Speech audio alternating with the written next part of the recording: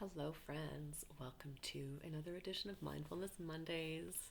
Welcome back, or welcome if this is the first time you've joined me. I am Jennifer, the purple and gray haired Nana of the internet from Pause 23, coming on every Monday to share some little tips on how we can practice being more mindful and in the present moment. So, today I want to talk about mindfulness when we are listening. All right, are you listening to hear, or are you listening to simply respond with your own ideas and your own opinions rather than taking the time to listen to what the other person is actually saying? So, this day and age, there's distractions everywhere, and practicing mindful listening,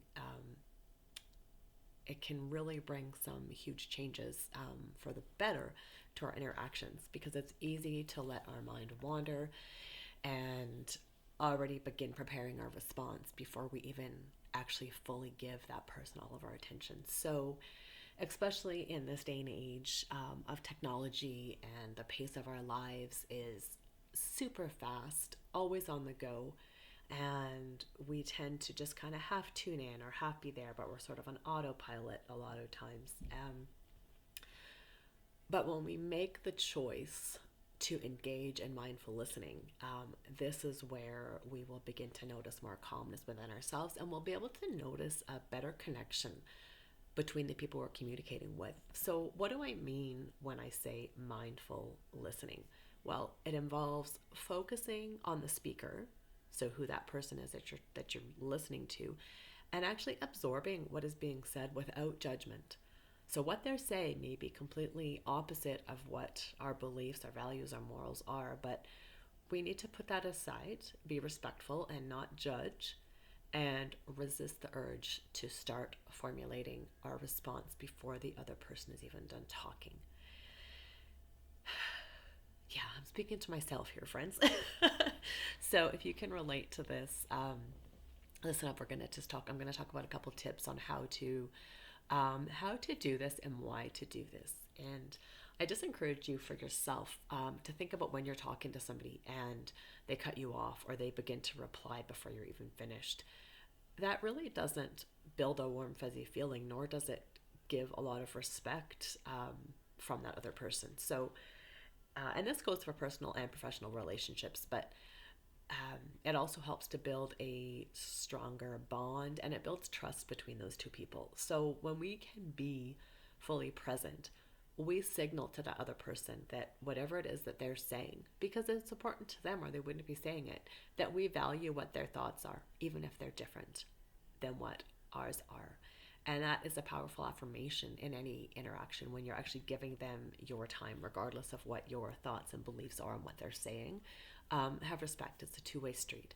So, by actively focusing and being present in the moment, this helps us to build a better understanding and a connection with these people. So, how do you do that? Well, first thing is pay attention to noises and distractions around you. Try and set those aside if you can. And maybe even ask, say, hey, you know what, this seems really important to you. Can we just wait a minute, or can we go here, or can we go somewhere more quiet so that we can have uninterrupted time?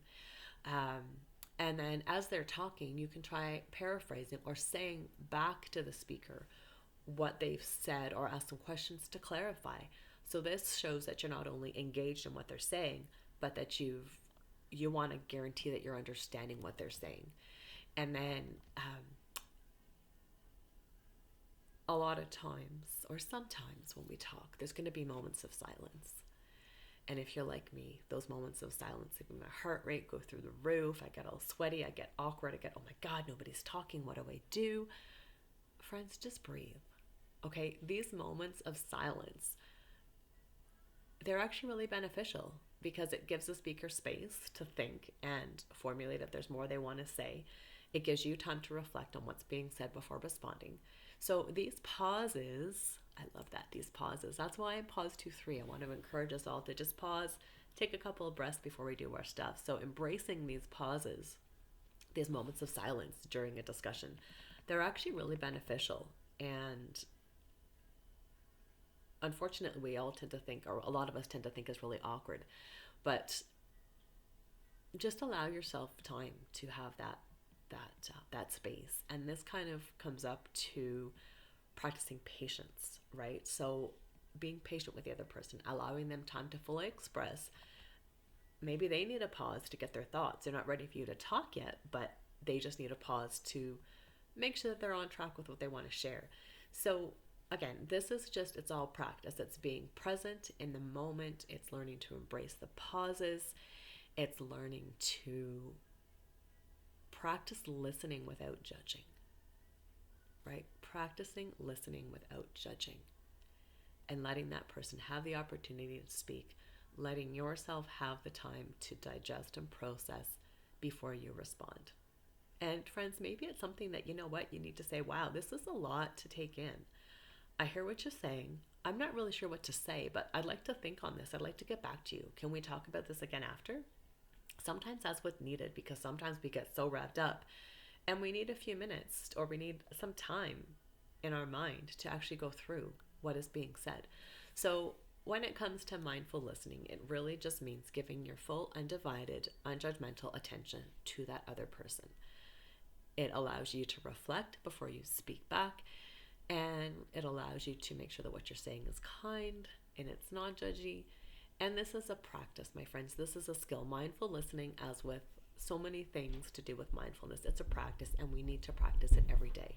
So I hope these tips might have brought you some, um, maybe even a refresher. Maybe you knew this before, but you kind of forget. So keep these tips in your toolbox, and maybe they will come in helpful, or be helpful next time you're in a conversation with somebody and you find yourself wanting to jump in and respond. So until next time, friends, take care, have a fabulous day, and I'm sending you much peace, love, and kindness.